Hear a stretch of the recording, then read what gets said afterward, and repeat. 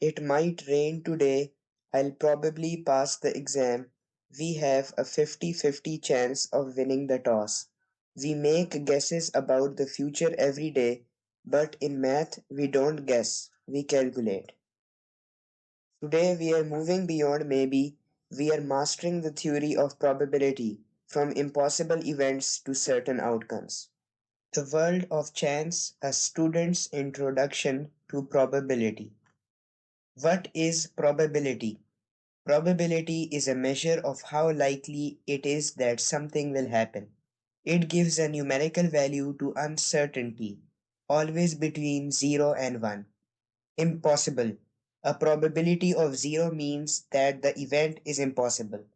Certain.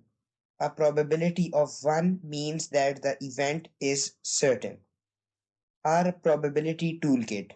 To calculate probability, we need to learn the language, and these will be our four essential tools: an event, an outcome, sample space, and experiment. Tool number one, the experiment. An experiment is any action or process where the result is uncertain. It's the thing you do. Examples: rolling a dice, tossing a coin, picking a card from a deck. Tool number two, outcomes and sample space. An outcome is a single possible result of an experiment. An example is when rolling a dice, one possible outcome is getting a 4. The sample space, denoted by S, it is the set of all possible outcomes. For example, in a dice roll, the sample space S will be equal to 1, 2, 3, 4, 5, and 6. Tool number three, the event. An event is denoted by E. It is the specific outcome or group of outcomes that you are interested in.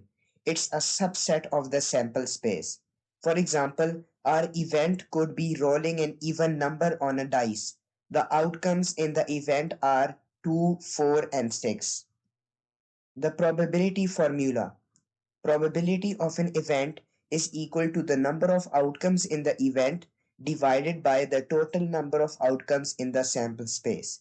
Or simply, probability of an event E is equal to n of E divided by n of S, where n of E is the number of outcomes in our event, while n of S is the total number of outcomes in our sample space. Let's calculate rolling an even number. For example, a question says, what is the probability of rolling an even number on a standard dice? We will first find the sample space, which is the total number of outcomes, so that is 6. And then we will find the event. We need to roll an even number. So in these 6 numbers, we only have 3 even numbers, which is 2, 4, and 6. So the number of events will be equal to 3. Now we can easily calculate the probability for finding the even numbers on standard dice, which will be 3 divided by 6, and that is the favorable outcomes divided by the number of total outcomes, and that is 1 by 2. Another example where we need to pick a book from a shelf. From the source in example 10, a shelf has 3 history books, 5 science books, and 4 math books. If a book is picked at random, what is the probability that it is a math book? So firstly, we will find the total outcomes, which is the sample space. So that will be the sum of all the books, which is 3 history books added with 5 science books and again added with 4 math books. So that is our sample space, which is 12. Now for step 2, we will find the favorable outcomes or the events. The event is picking a math book. So the number of math books that we have is 4. Now simply calculating the probability, we will divide the number of events by the total number of outcomes, which is 4 divided by 12, or simply 1 by 3. What if it doesn't happen? The probability of an event not occurring is called its complement. If the probability of an event happens, then the probability of E complement is the probability it does not happen. And the complement formula is probability of an event with a complement, and that is equal to 1 subtracted from the probability of that event. Example, picking a book that is not math. We need to find the probability that the book we pick is not a math book. Method number one, direct count. We know that we have three history books and five science books. So we can subtract them together and we get eight books that are not of math. Then we can easily find the probability of not picking a book which is of math. Simply 8 divided by 12, and that is 2 by 3. But if we use the second method, which is the complement rule, from the last example, we know that the probability of getting a math book is 1 by 3. So the probability of not getting a math book will be 1 subtracted from 1 by 3, and that is 2 by 3. Theory versus reality. A theoretical probability. What we expect to happen based on logic and math. An example could be that the probability of a coin landing on heads is 1 by 2. An experimental probability. It is known as relative frequency. What actually happens when you perform this experiment many times?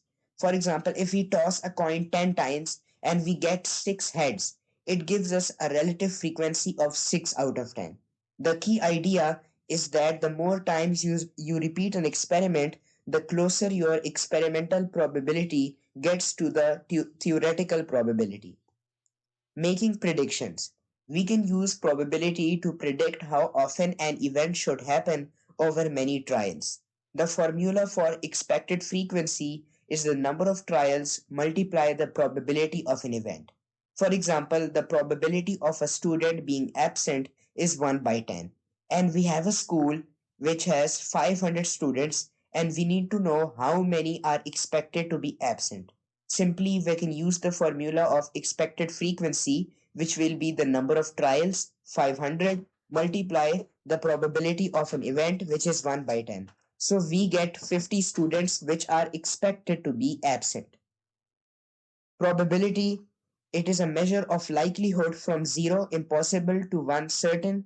Key terms that we learned throughout this lecture. Experiment, it is the action, while the sample space is all the possible outcomes. An event is the outcomes you're interested in. The core formula for probability of an event is the number of events divided by the number of outcomes, total outcomes in the sample space.